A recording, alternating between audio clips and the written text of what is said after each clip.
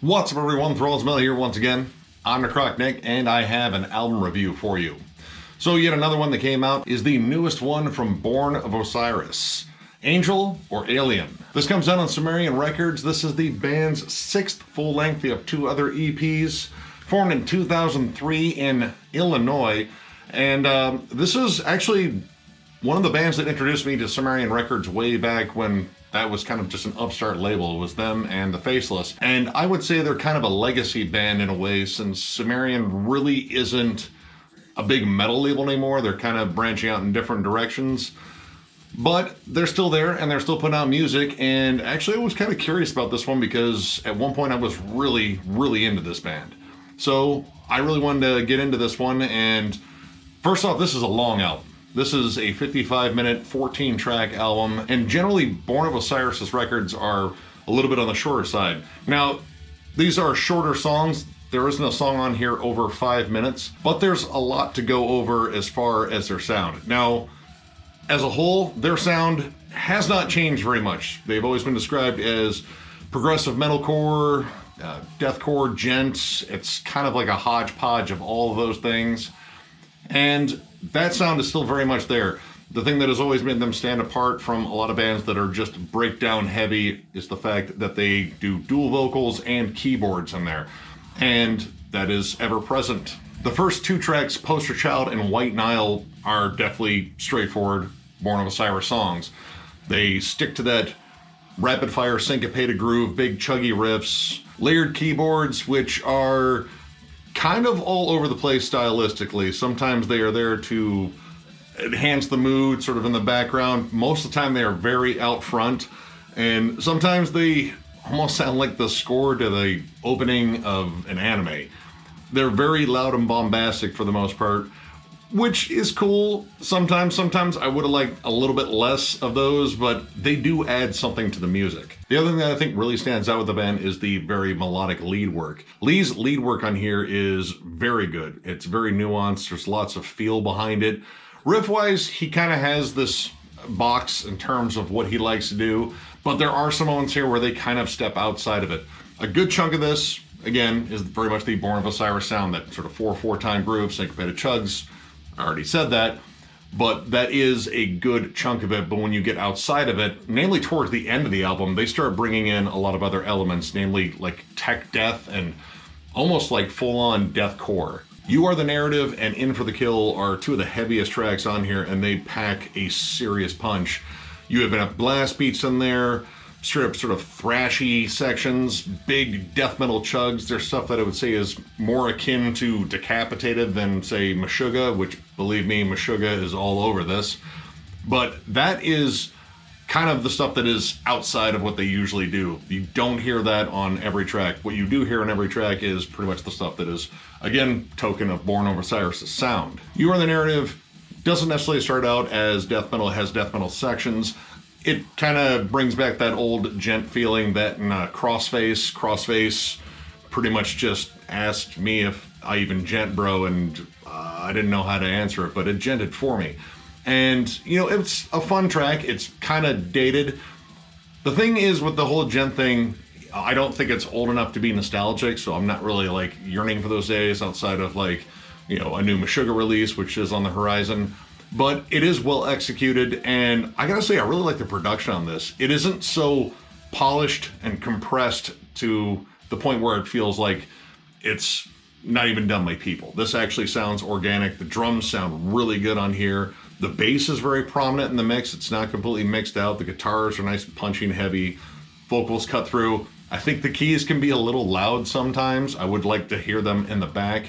But overall, this is a really solid mix for what they're going for. I think they are at their best when they are very energetic right out of the gate. Oathbreaker and Threat of Your Presence are both very strong tracks, very energetic. They kind of bring out all the heavy. They don't bother too much with the kind of token mid-2000s big Warped Tour ready chorus, which that does pop up on here. But when they kind of stick to just like that in-your-face, almost straight up kind of like hardcore sort of delivery, because the vocals, both of them, the keyboardist and the frontman, when they bounce back and forth, it has sort of an old hardcore / old metalcore feel, which that sort of delivery is still really nice and punchy. It's when they get a little too radio friendly, but I don't think even that sounds right, because I don't know if the radio is actually playing this, and I don't know if the radio plays anything these days. But this does have that mid-2000s to late 2000s sound where it sounds like a metalcore band that was getting bigger is trying to get, more mass appeal. The title track, Waves, and Echo Breather all kind of fall into this trap. There are some cool things going on in the songs, but they are a little bit more straightforward. They're less technical. They're more, I don't know, emotive, I guess. It just feels more like, hey, this is like the not so tough guy song for, most metalcore bands. And they all have sort of this big accessible chorus, except I think they kind of miss those choruses. They don't really deliver like a giant hook. And while the melodies are good behind them, the chorus doesn't lift them up, the way that, a band like Killswitch Engage would do. That's kind of the comparison I made, namely that, and because the last song, Shadowmourn, almost sounds like My Curse. That almost has that same chorus riff to it. And I mean, overall, it's kind of the slow, big breakdown with a big melody behind it. It kind of sounds like End of Heartache a little bit. Now, this is kind of where I get into the problems about this release. This album is essentially too many tracks and too long. There are too many tracks that sound very similar to one another. And honestly, there's a few, I would say, if you actually kind of put them together with some clever transitions and make a longer song out of them, I think they would stand out more. That's kind of the problem there. They have a pretty decent sized wheelhouse, but they like to stick in this comfort zone, build it around the breakdown, labor groove. That's always been their staple.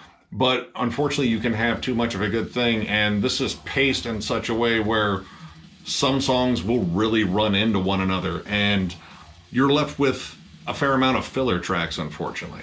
I've always been of the opinion that, big, awesome breakdowns stand out more if you don't have them one after the other. And when you're a band that really labors continuous breakdowns, that can be a problem. You really have to work at making those breakdowns stand out. Now, there are plenty of standout breakdowns on here, but they are littered among a ton of other breakdowns there, which range from those are pretty good to, well, I mean, I feel like I heard this one in the previous song. Now, this would be one of those albums where if you were actually going to try to review this track by track, you'd be running into saying the same thing about almost every track because they all tend to have the same hallmarks.